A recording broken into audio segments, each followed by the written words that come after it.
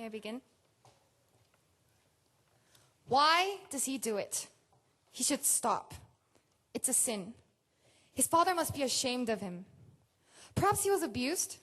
He just needs to lie with a girl. He should stop being gay. But he was born this way, he tells them. So, then he's sick. He's not right. He needs to be cured. And perhaps he's even contagious. Ladies and gentlemen, hate has no rationale. The reasons are invented after the stones have been thrown.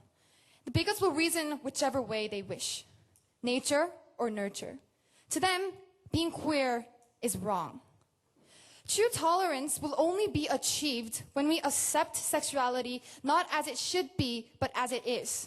When we accept the simple fact that everyone has a right to love whomever they want, regardless of who they are. Let it be genetically or let it be sexually. Now, we are deeply disturbed by the recent trend into identifying the genes responsible for homosexuality because the inquiry implies, at best, that only people with similar genetic similarities can only love each other. And we believe that at worst, we see these eugenics on the horizon where homosexuality is a condition to be recognized as something being corrected. And we believe that this is wrong. Our proposal today is very simple. We will make it a criminal offense to engage in or endorse in any research in identifying the genes responsible for homosexuality. This is no longer just a scientific issue. It is undoubtedly a political issue. Certainly also a moral and an ethical issue. And hopefully it will one day become an historical issue. And we bring this issue to you, ladies and gentlemen, to argue the simple truth that everyone has a right to love, whoever and whomever they are.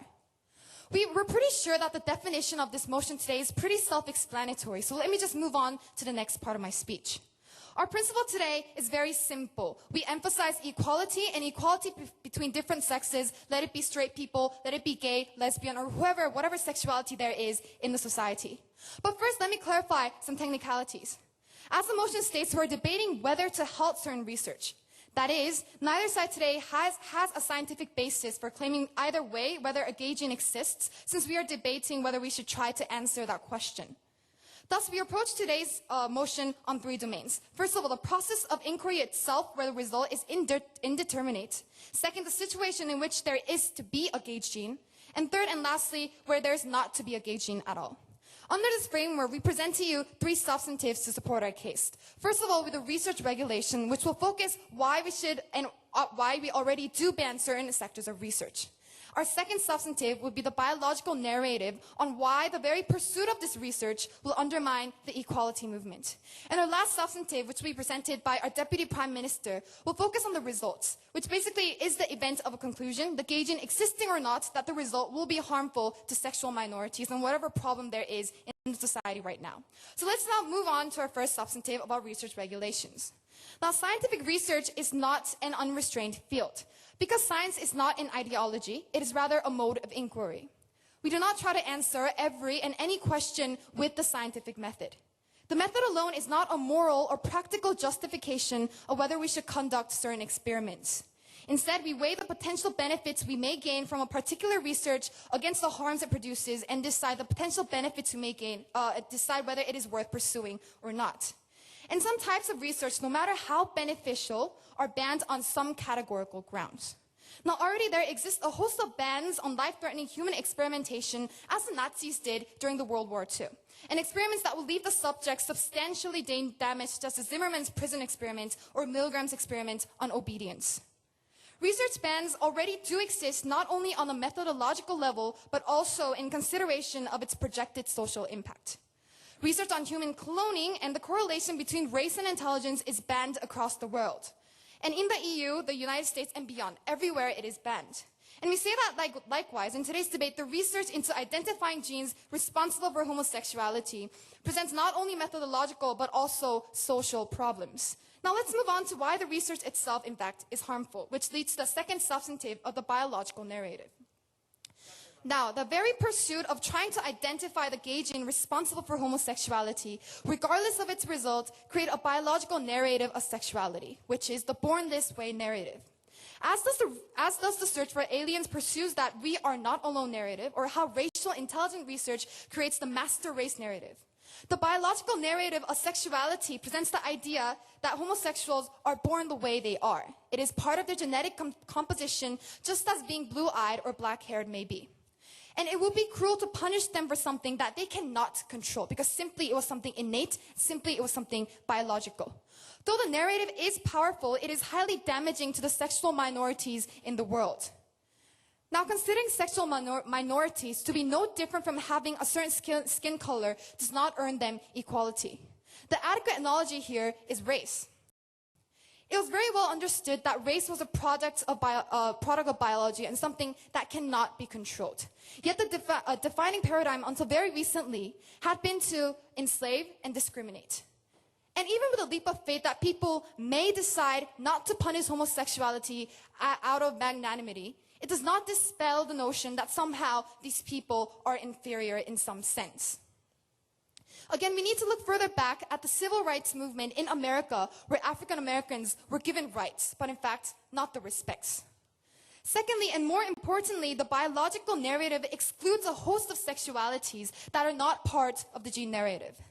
Sexuality is a continuous spectrum and it cannot be compartmentalized into a neat matrix of men and women, or like either women or men. In other words, it cannot be distinguished into just simple two binary concepts, because in fact it is not.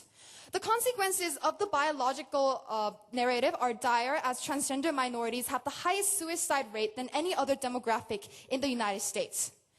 And by focusing on biological components of sexuality, we further exclude transgender people, for they have made a definite choice to change their gender.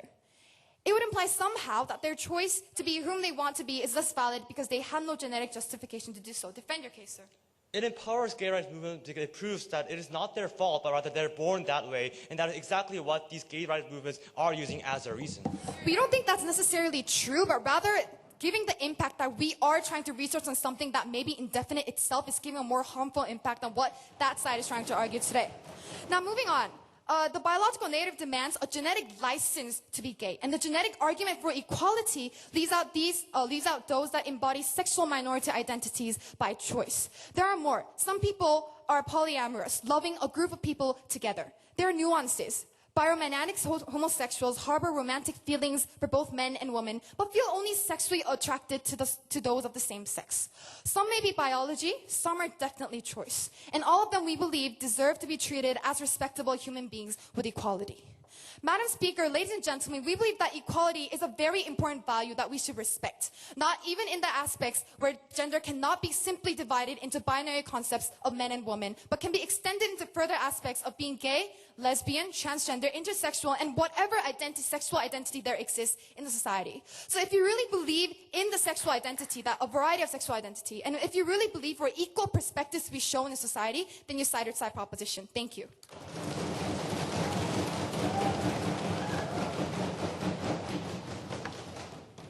Thank you, Prime Minister.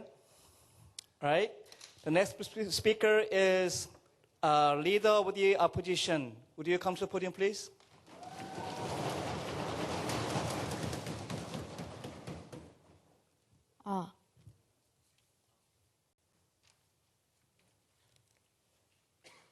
Ladies and gentlemen, before we proceed any further with the opposition's case, I would like to first say that the case is all based on assumptions. Why is this? Because without experimentation, ladies and gentlemen, we do not know what consequences it will have. We do not know anything about the phenomenon. That is why we say their entire case is built upon assumptions, ladies and gentlemen. That is why their argument cannot win this debate in the first place. So now to move on to the fundamental rebuttals to the Prime Minister's point. So firstly, she said about equality and how before equality should be given to everyone despite their conditions. However, we say that just because you have a different gene does not equate disease or inferiority, ladies and gentlemen. We know that the male and the female gene is genetically different, and that is why the government has the right to ban sexual discrimination in the current society. This applies, the same logic applies to race, ladies and gentlemen. Why is this? Because because black people weren't born this way. No, thank you, ma'am. That is why the society cannot discriminate these people. And secondly, even if there are some people who argue that people will demonize gay people no matter what information are given, so stopping gay gene research is not the solution to the problem that they have stated. And now, to move on to the substantial case of the government, Mr. Speaker, throughout history, ignorance of human beings has provided the basis for society to oppress these minorities. For instance, before medical science explained why diseases happen, people conducted witch hunting because they thought the illnesses were due to curses, and they killed numerous innocent women in the process. So only through enlightenment, rationality, and scientific evidence, the society had changed its prejudices and misconceptions. So, ladies and gentlemen, the LGBT community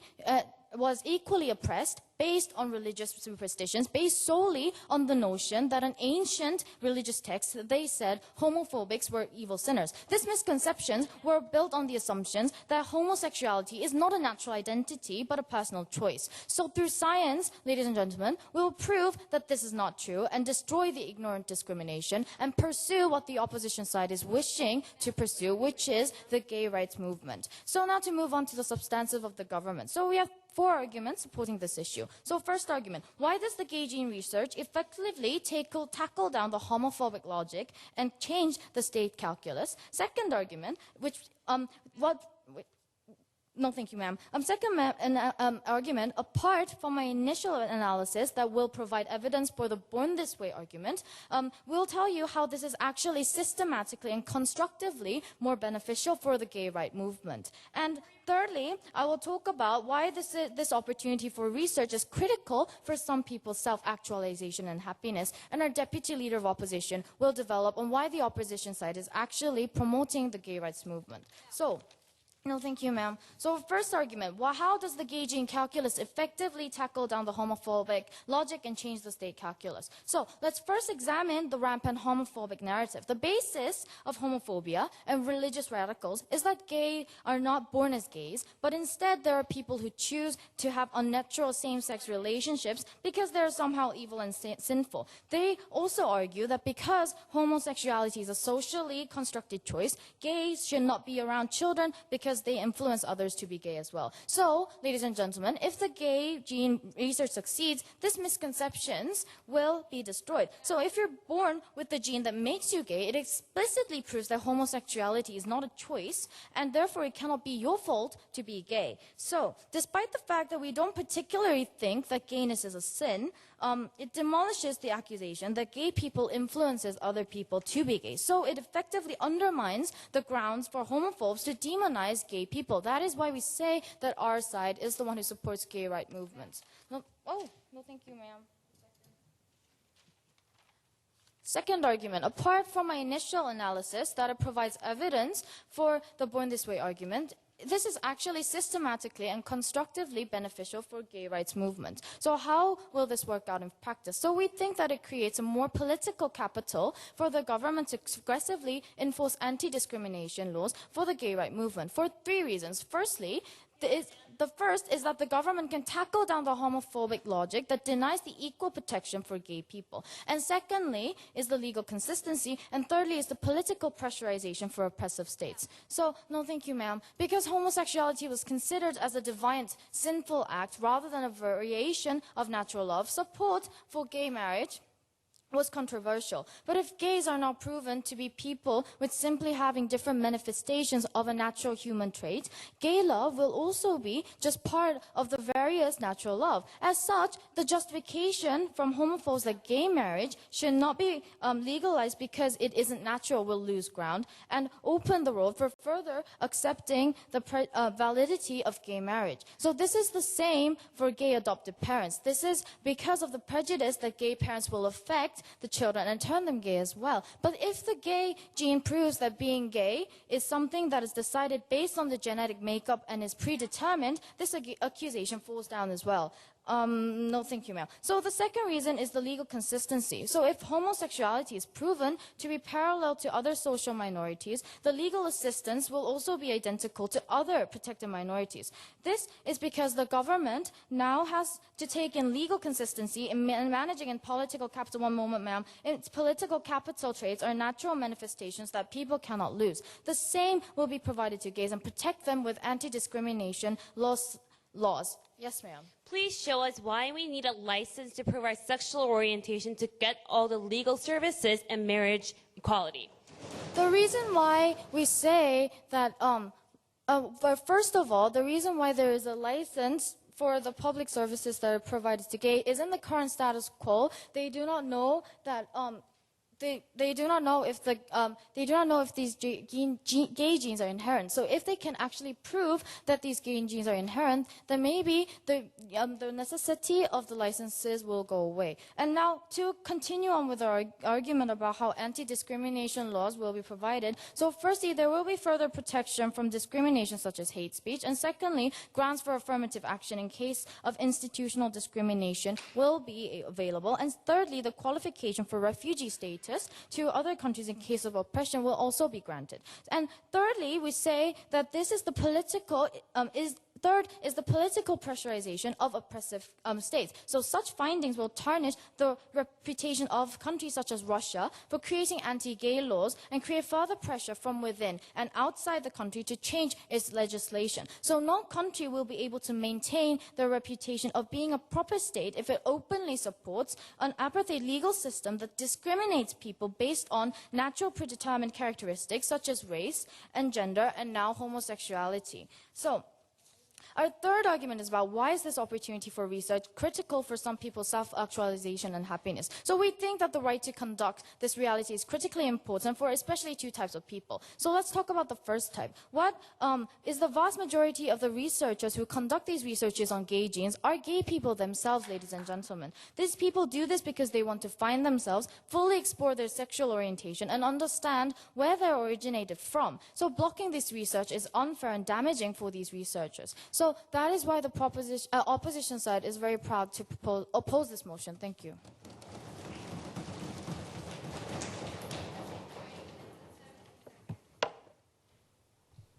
Thank you, Leader of the Opposition. Now I'd like to call upon Deputy Prime Minister to the podium.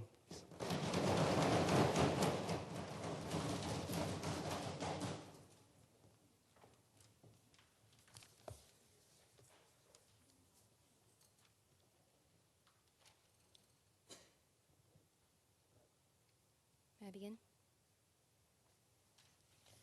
We say that assumption is necessary. When the lack of probability leads to evils of all kind flowing out of the Pandora's box, we say, just simply don't open the box. Don't provoke social backlash. We believe that this idea was neglected by the opposition team that we had in today's debate. That assumption in itself is beneficial when it actually, when being sure of the possibilities of finding or not finding a gay gene actually leads to the harms to the homosexual community as a result. So before we move on to our third argument about how this leads to tangible harms to the homosexual community, we would first like to rebut some of the previous points of the previous speaker. Now, first of all, we point out that there was a very big assumption from the opposition case today. They were so sure that this experiment, that this research was going to succeed. Because, ladies and gentlemen, we find three different possibilities that can actually happen in our status quo. First, there might not be a gay gene. Second, there might be a gay gene. And third, we just might not be able to know whether there is a gay gene or not. Because certain possibilities occur, we're not running our case on one possibility, unlike what the opposition team today is doing, which is that gay genes certainly exist. We would like to break down this assumption from the beginning of today's debate, which basically means that their entire case falls under these premises. So, their first argument was talking about how it is beneficial for the gay rights movement.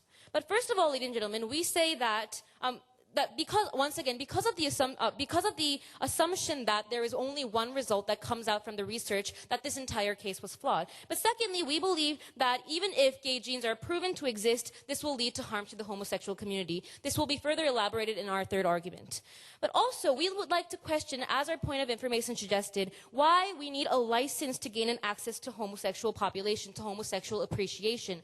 We believe that research, the existence of a gay gene, is not necessarily necessary in suggesting the idea that homosexuals should all receive equality, should all receive equal treatment from the government, from the society as a whole. So we believe that their entire idea that we do have to find a gay gene in order to guarantee equal rights for the homosexual population failed to be legitimate in this argument.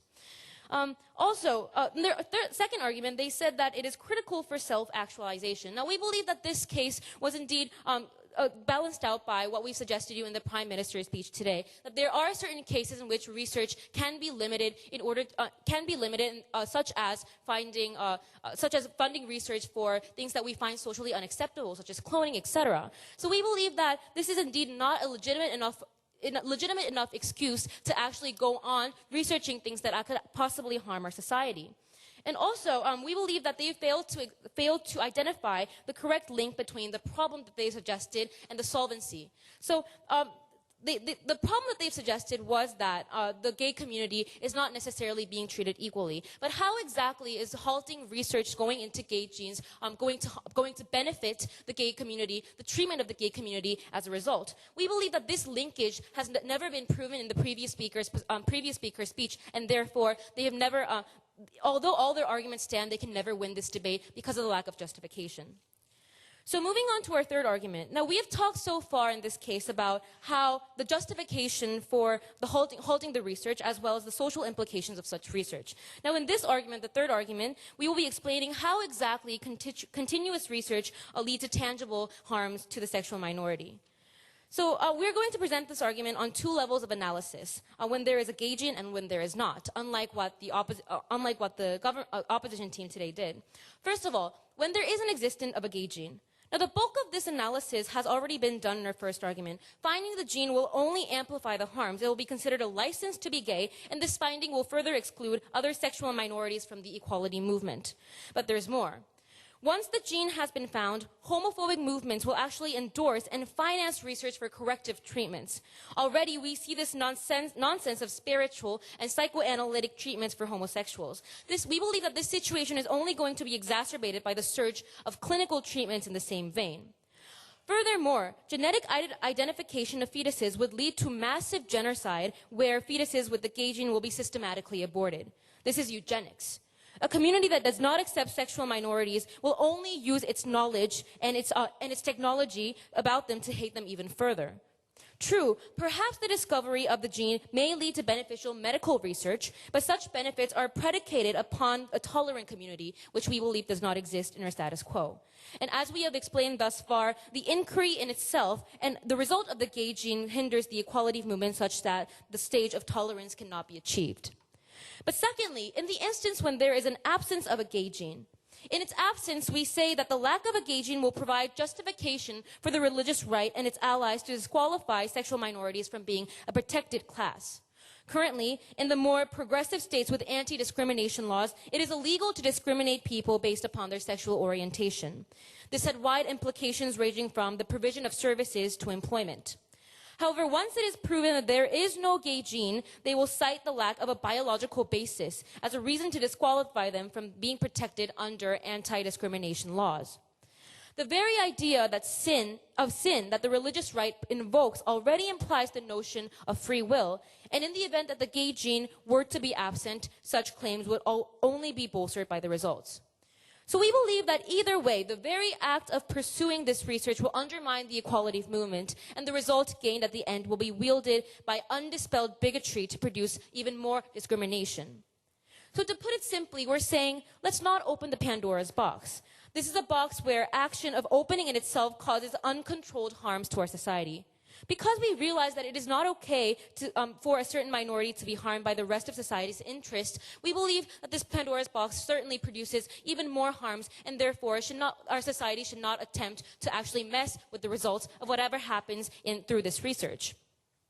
So the conclusion is that no matter what happens at the end of this research, but no matter what happens, whether there is a gay gene, whether there is not, or whether it is indeterminate and we will never find out, the idea of this research in itself poses a very big threat to the sexual minority community as well as the entire society. It sends a message that we're not willing to accept sexual minorities unless there is a gay gene, or will actually dispelling even more social consequences of actually propelling ideas towards eugenics, propelling ideas towards there existing a better gene that is more suitable in our society. We're actually, the results opposition is actually, the government team today is out saying that, is coming here to say that there can be no good result at the end of the day. That no matter what justification they provide, there can be no benefit that arises from the fact that they keep funding, they keep government supporting these kind of this form of research. So we believe that because we realize that it is not okay for a certain minority to be harmed, we are proud, so certain minority to be harmed by the rest of the society, we are proud to propose. Thank you.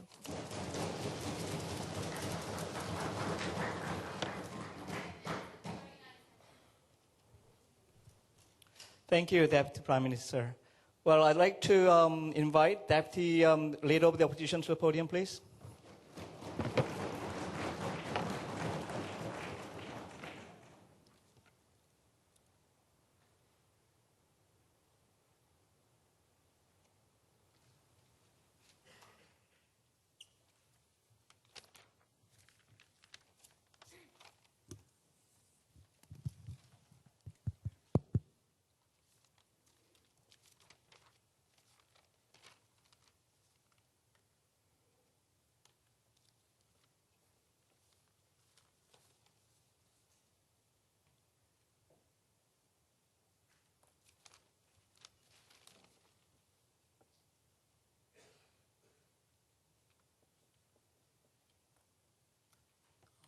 Maybe.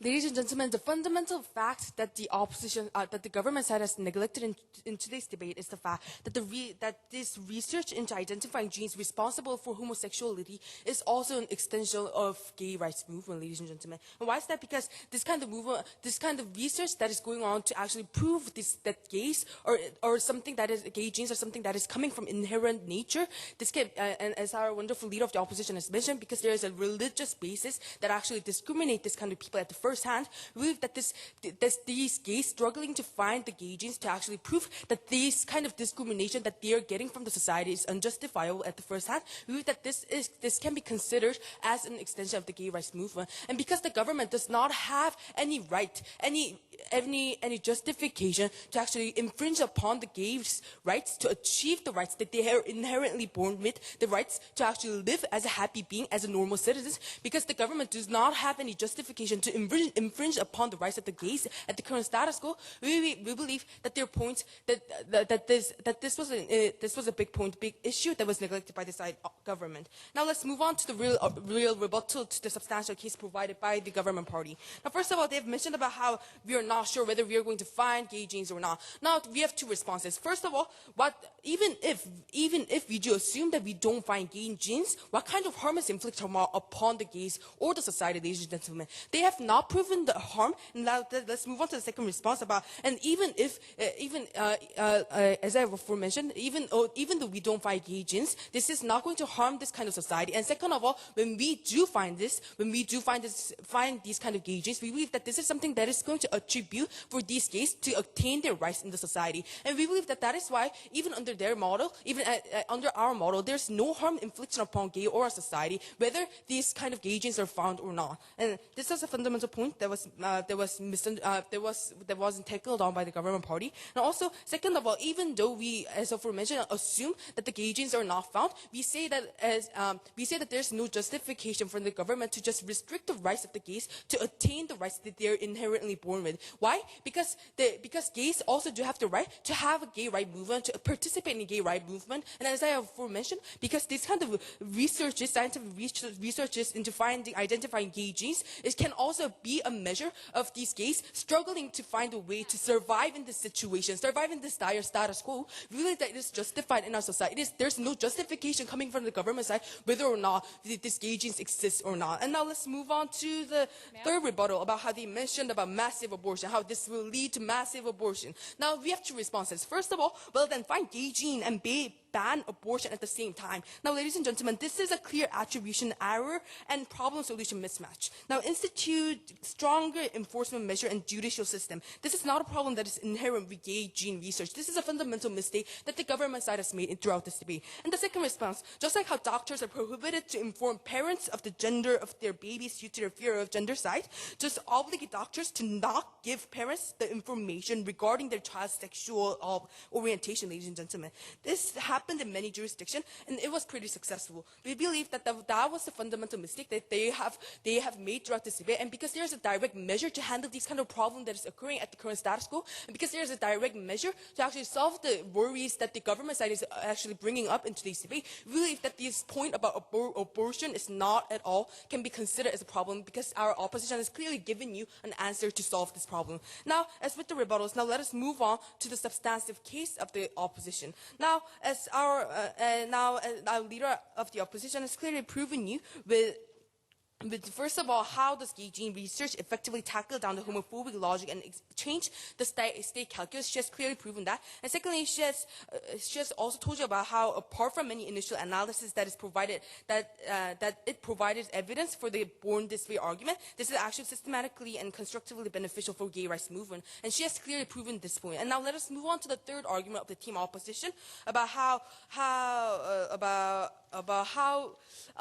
fourth argument about how gay genes will act as a natural catalyst to change even religious calculus to be more accepting and eventually open to LGBT, ladies and gentlemen. But before we move on to any further extension, now let us take the POI.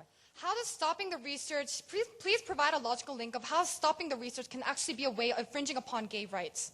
Now, as aforementioned, these kind of gay rights movement, this kind of doing scientific research of finding gay genes can be considered as an extent of the gay rights movement. And why is that? Because these gays are oppressed by the society at the first hand, and because the gays are struggling to go over this kind of difficulties that the society is oppressing upon the society, that the society is oppressing at the current status quo, and because we believe that them struggling to find these gay genes to prove that what they are getting is something that is from inherent, that is not something that because this gay wants to prove that the fact that they are gay is not their fault. We believe that these kind of struggling of finding the gay gene research can also be considered as an extent of the gay rights movement. And aforementioned, because government has no rights to infringe upon the gays, the rights of the gays to actually struggle to achieve what they want to achieve, what is justified to achieve. The rights that they are inherently born to given with.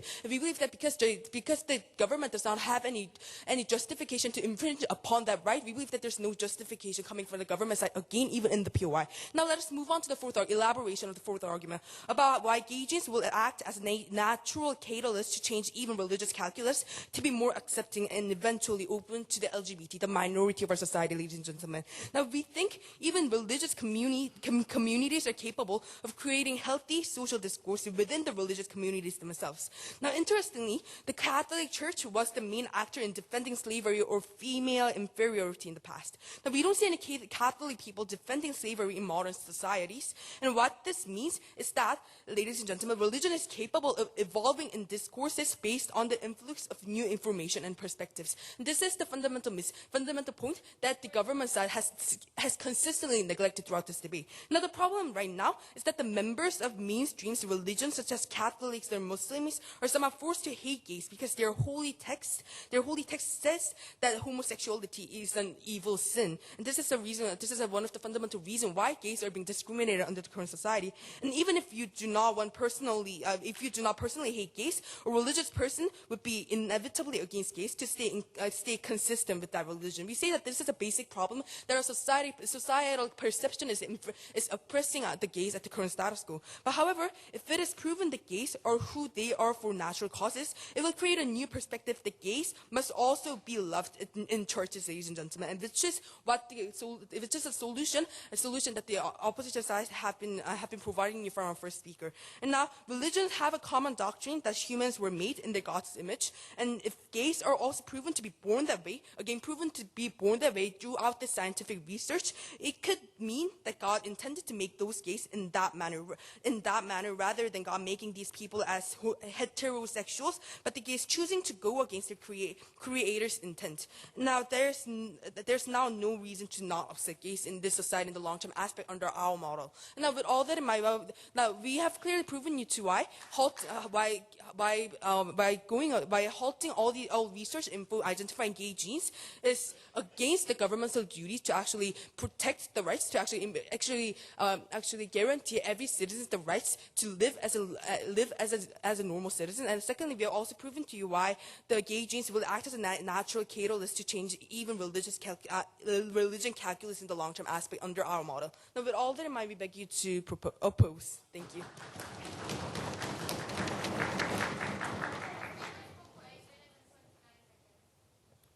Thank you, Deputy Leader of the Opposition. Now I'd like to open the podium to Government Whip.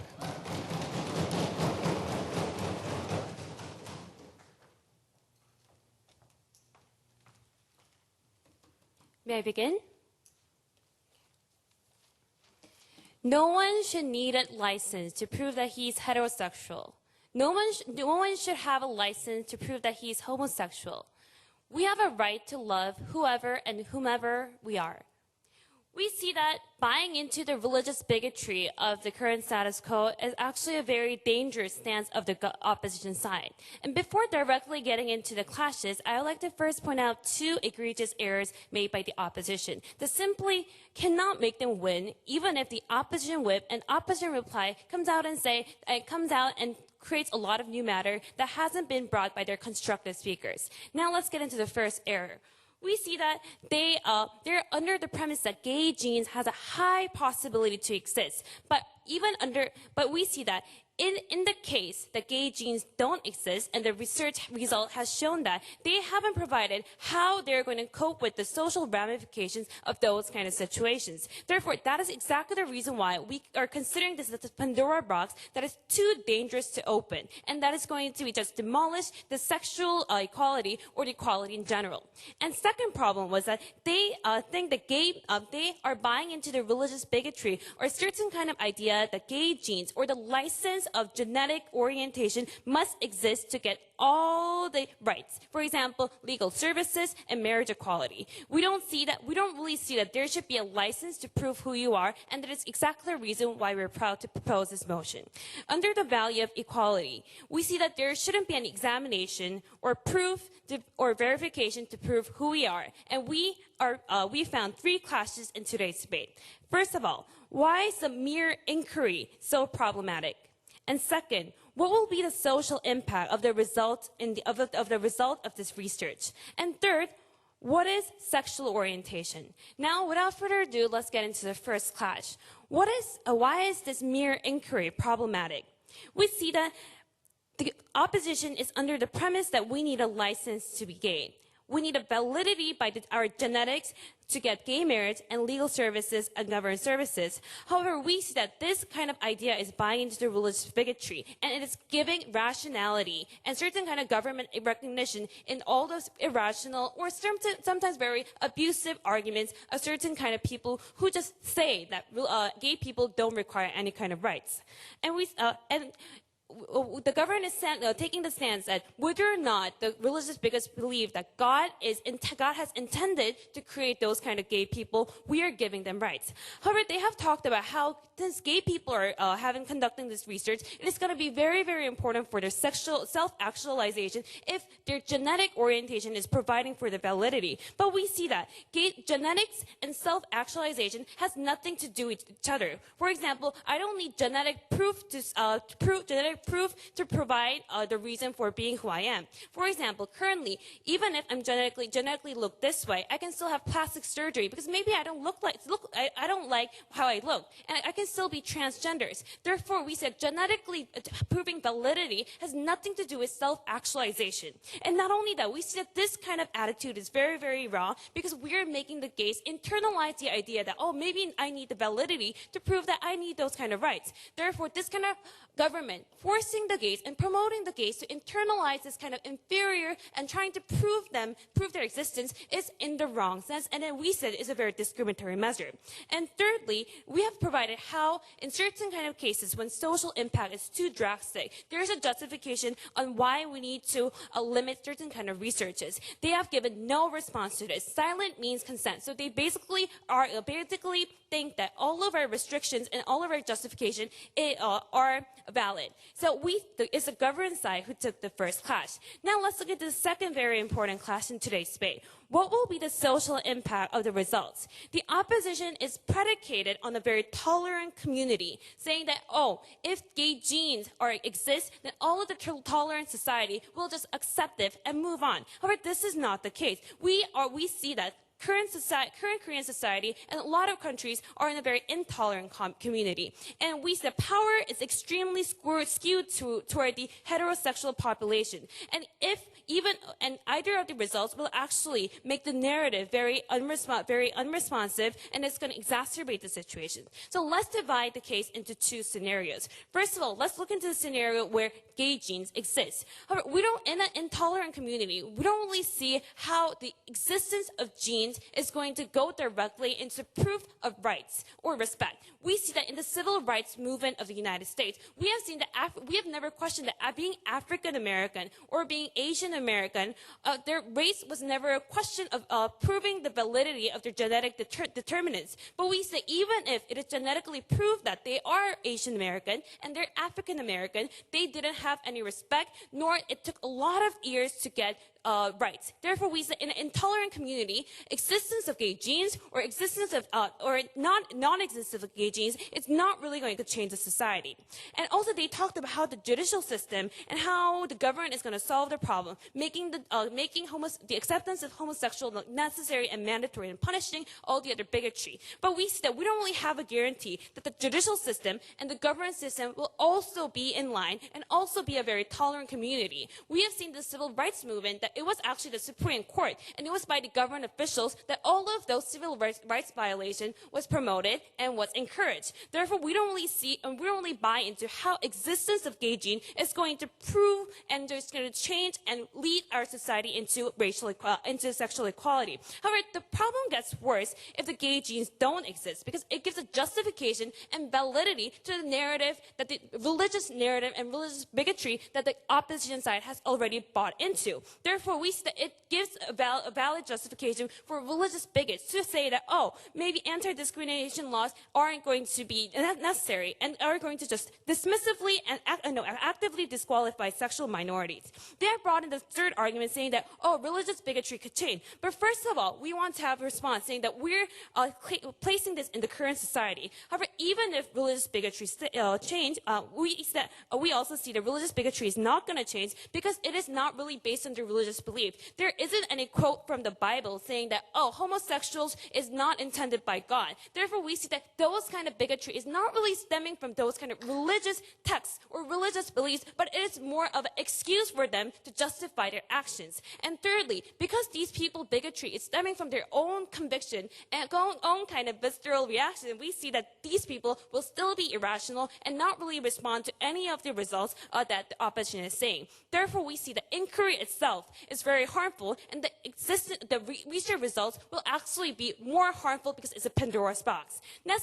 Now let's look into the third clash, which is what is sexual orientation. We see that this kind of world model and this kind of perspective hasn't been shared by the opposition side because they just have a binary standard in terms of dividing sexual orientation, heterosexual and homosexual. But we see that even sexuality is a continuous spectrum. Even the word LGBT has bisexuality, homosexuality, and transgender all in together. So we see that a lot of cases where people are biromantic, pan-romantic. Therefore, by dividing the people into homosexual and heterosexual, we're just denying other people's sexuality. And denying actually means that it is not being socially recognized and socially condemned. And not only that, by saying that you need validity to prove that you should have sex or you should have rights, we're actually saying that transgenders should have no kind of rights because it was their choice to change their gender. Therefore, this kind of inquiry is not only harming the society, also the gay people and also the public as well. So if you stand for real equality, you sit with proposition. Thank you.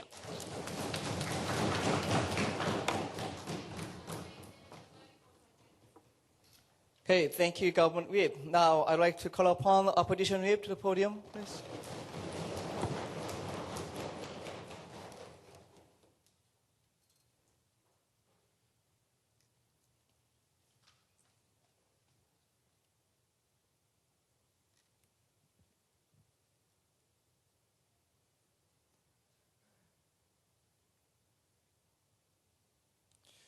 Mr. Madam Speaker, the government side had to prove to us why getting to know more or having research, starting to know more about these genes leads to discrimination, or in that process leads to worse treatment of gays, because we believe that is what's happening in the status quo, and we believe that is the worst case scenario. But if we get to find those genes, then we get to have much more positive effects to those gay rights movements and justify those gay rights movements. We believe that's a unique benefit that is possible on our side. Just because you're uncertain, you're actually not going to continue with the research. We believe that really lacks justification from the government side in today's debate. They pushed us how we do not know the results. But we believe that should not be the reason why we should stop the research, because as long as we can continue with the research, and if we actually find the genes, we believe the benefits for these people, for the whole society, would be very large. Having said that, there were two clashes. First of all, about is there a harm of continuing with the experiments? And second is about which side promotes gay rights movements. The first clash is about is there a harm of continuing with the experiments in the status quo. So they talked about how there's the uncertainty and how we should leave it unknown. But we believe that that is the worst case scenario, even if we have experiments. Why is that? Because not finding the gene, not being able to find the gene, does not mean that it is a confirmed fact that we do not have the genes. Which means that even in the status quo, we have experiments going on. Just because we did not find it yet, it just proves that we did not find genes yet. It doesn't mean that we confirm that these genes, gay genes, do not exist. That is why we believe that even the worst case scenario that they talked is the status quo. We believe that is what, but if you find those genes, it will lead to additional benefit. If you find those gay genes, we're proving the very logic that these gay rights movements are making, that they are born that way. It is not their fault that they are living that way. They have those kind of sexual preference, but rather they are born and innately born with that characteristic, and that is why they become free from those unnecessary guilt. They become free for those perceptions that are around them. They become free of those extreme conservative religious groups that condemn them by actually saying that it is your choice of being gay, or rather it is society that makes you to become gay, and not allowing or justifying those kind of people's innate characteristics. What the government side is simply saying is that just because we did not find gay genes yet, let's not find it. But but then I want to ask the government side, are they afraid that they are going to find the gay genes? Because we believe that as long as we continue with the research, we believe that even if we do not find, we believe that the worst case scenario is the status quo. But whether if we find those gay genes, it will lead to additional benefits, empowering those gay rights movement, and that is the very benefit that we really want to talk about in our side. So but moving on to the second clash about the positive, or whether it benefits or harms those gay rights movements. Yes. How does research actually directly link to eradicating the societal perspective they have towards gay people? Because first of all, if they find the gay gene, it changes the perception. It empowers the reason for these gay rights movements over those kind of conservative religious groups that says that it is their innate characteristics, not socially or their choice of becoming gay. That is why it is not their guilt, but they're just born that way. That is why it empowers these gay rights movement. And at the same time, even if we don't find it, we believe that it will be the level of discrimination will be same in the status quo. That is why we have additional benefits in the opposition side. Second clash about whether it benefits or harm the gay rights movement. The government side, they talked about how something about self-actualization problem and how your self-identity should be free from your gene. Now, Mr. Madam Speaker, we believe that we told you from our speech that those people, those researchers of the gay gene research they themselves are, in many cases, they themselves are homosexuals. If they are, according to their analogy, they should not be curious about their genetic reasons of why they become gay. They should not be curious about that. They should say that I am the way I am, and that is why they should not participate in those reasons. But the reason why they actually want to know is because they are, because we believe that their identity has to do with knowing about their genetic cause and their genetic characteristics. It is their interest of finding out. And we believe that that applies to other homosexuals as well, not just these researchers. That because if according to their analogy, there should not be gay researchers trying to have this kind of gay gene researchers, right? And also, they talked about the problem of abortion. Again, Mr. Madam Speaker, knowing genes, knowing that you have a gay gene or not, does not mean they will lead directly to abortion. And also, if you're really concerned about those abortion, as we do with those gender genes, why don't we restrict telling these parents beforehand when they actually have a gay gene? Because we believe that even though we actually determine these babies, whether these babies are men or women, we still conduct those experiments, but at the same time, we do not tell them, and we believe there's no side effect. Same logic can be applied, same system can be applied in this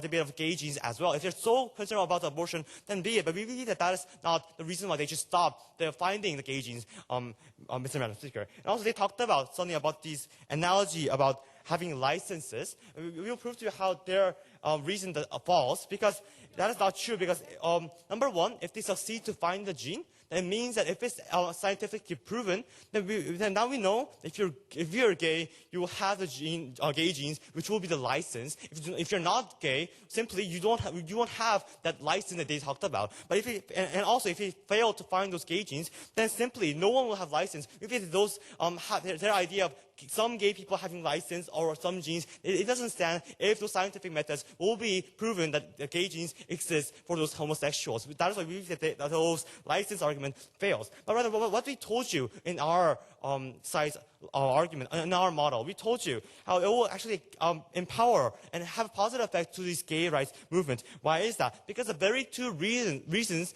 that these conservative religious groups that uses to condemn these gay people is, number one, that they chose to become gay, or rather, number two, it's society that affected those people to become gay. By tackling those two reasons, by saying that it is the innate characteristics that made them to become homosexuals, we believe that it will break down those reasons that actually justify condemning or actually criminalizing those homosexuals. We believe that actually will have an upper hand to those gay rights movement. And also, it will also lead to other additional benefits. Because now, as long as you know that it is your gene that makes you a homosexual, not other social influences, it proves how it will justify gay marriage. It will justify gay adoption. Why is that? Because those people who disagree with this issue, they say that, oh, if you're a gay parent, then you might affect your child to become a homosexual as well. That issue will not be applied if you find through these researches that gay genes exist. Because now, these parents becoming gay and actually their child influenced to become gay, it will be a separate issue. It will be a genetic issue. And how that is why these reasons of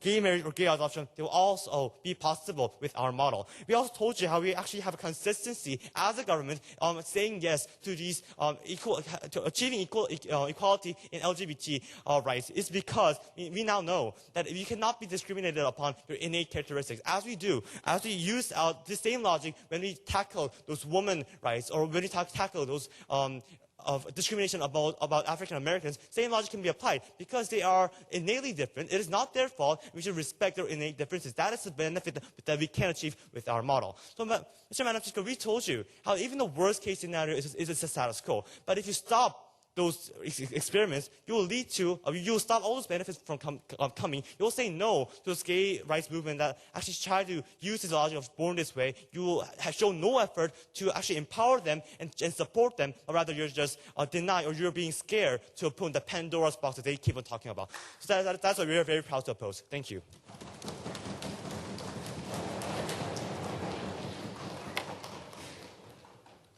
Thank you, Opposition Whip. Now I'd like to call upon Opposition Reply Speaker, please, to the podium.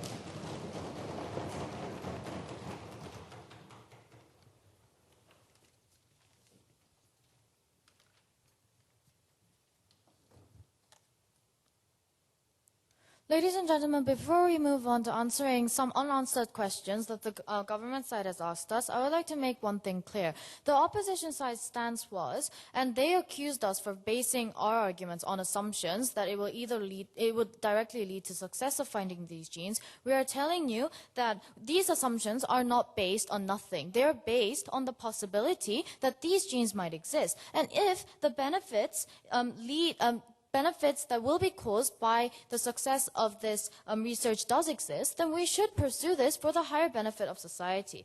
And now to answer some of the unanswered questions. So firstly, they asked us if finding the gay genes actually contribute to equality and help the LGBT movement. However, firstly about the point of equality, we say that finding out that these people are actually inherently gay will actually benefit them in the aspect of reality. Why is this? Because different genes prove that these gay people are not gay by choice, ladies and gentlemen. And why is it beneficial for their case? This is because that they are actually admitting to the fact that they are no different from different races. They're not no different from different genders. So they acknowledge the fact that they're fundamentally different, and it also gives them a legitimate reason why discrimination against gay people should not be legalized and should be suppressed in the current status quo. And that is why we say our side is the actual side that is pursuing more benefit for the gay society. And secondly, we would like to talk about the harms they pointed out that would come if they follow our model. So firstly,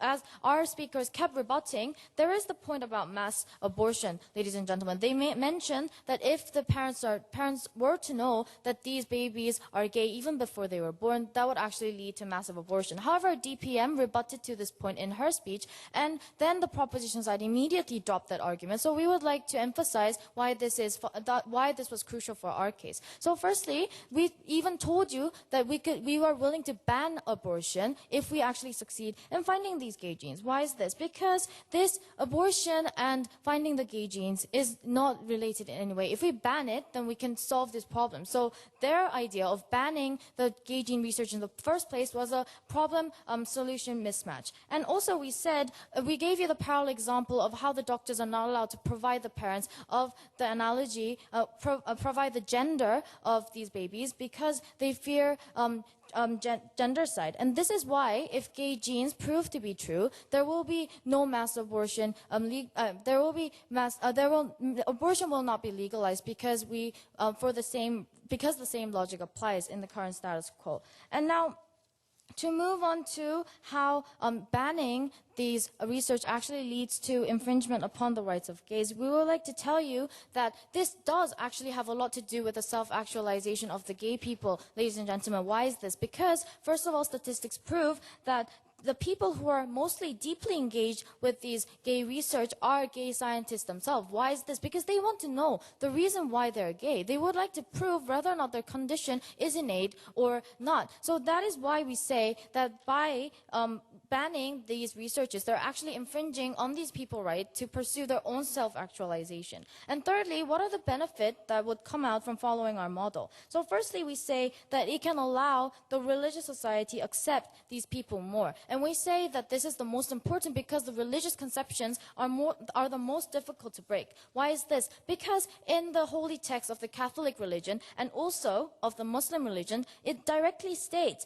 that homosexuality is an evil sin. So if you do not personally hate these people, these homosexual people, a religious person will be inevitably against gays to stay consistent with their religion. However, if it proves that gays are not gay because of their own personal choice, but because of their innate conditions, then it would create a new perspective in the religion that gays also must be loved in church because they are born innately with these genes. That is why we say it will first break down the boundaries of the religious people. And ladies and gentlemen, so in today's debate, the opposition side has provided you with why it actually meets our goal of achieving higher gay rights. And secondly, we proved to you why the harms that they pointed out in our case does not stand. And lastly, how the benefit following our model is greater in the society. So that is why we're very proud to oppose this motion.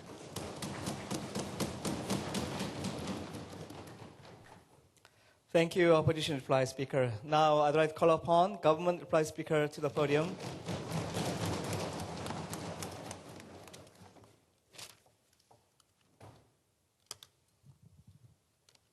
May I begin?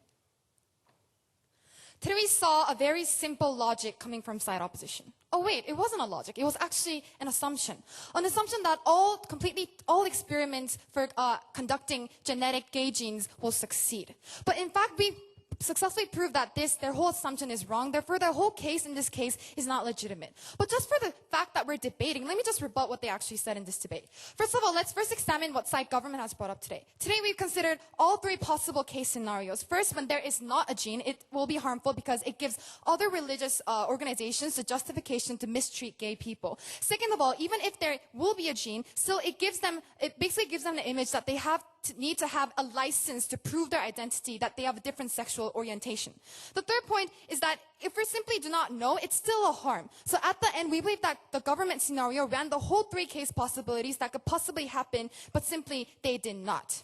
And well, they actually really gave us a really simple even if argument in the third speaker, I think, saying that, well, somehow the religious organizations will be tolerant towards these gay people, but it simply is not true. Because of two reasons. First of all, it's not really easy to change the perspectives of people in the society, especially because it is a religious organization with strict religious convictions. It is even harder.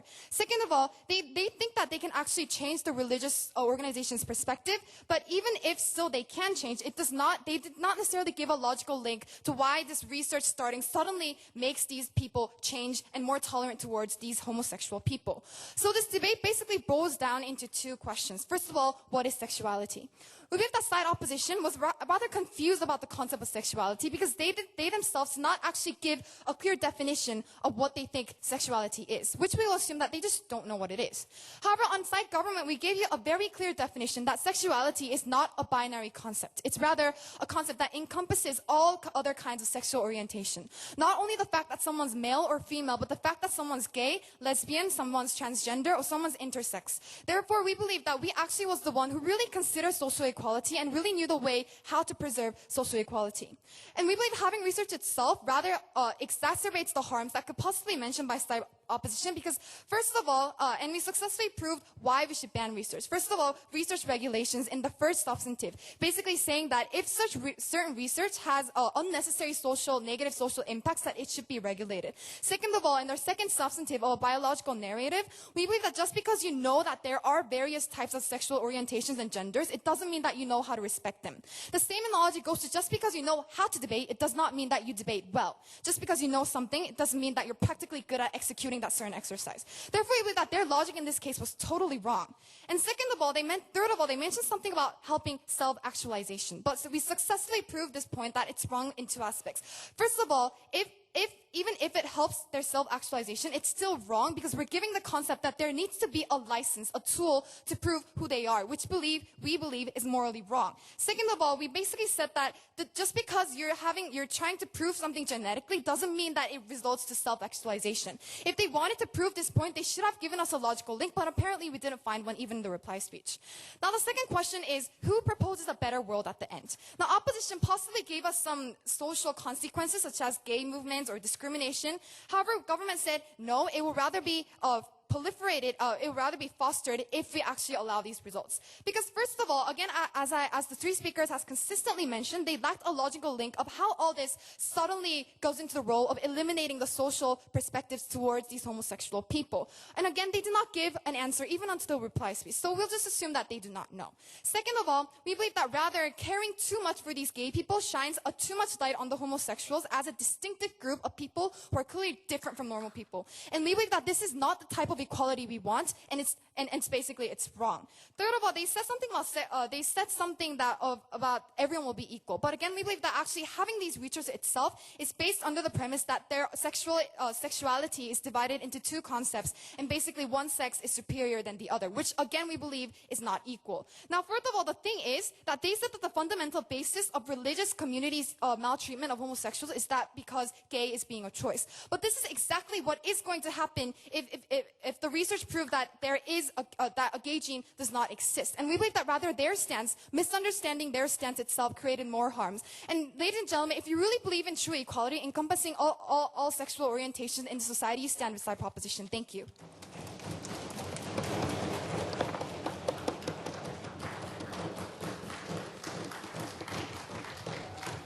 All right, it is wonderful debating. Well, debaters, would you stand up and cross the floor and shake your hands, please?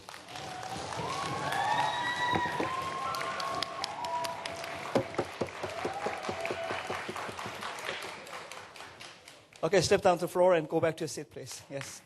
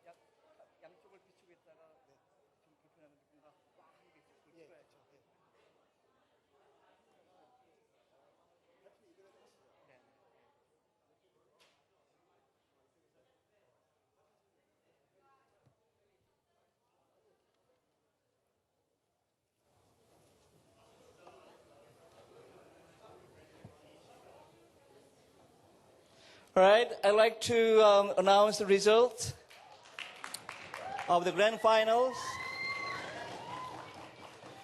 Wow. The winner of the grand finals of the 6th Youth English Debating Championship is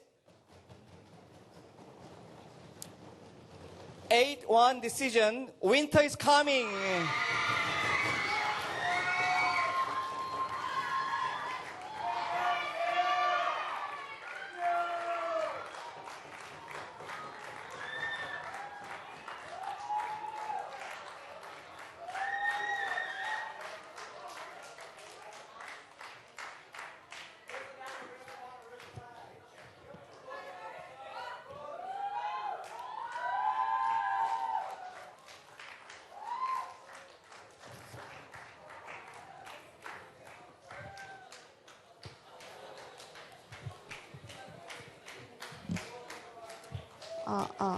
나오지.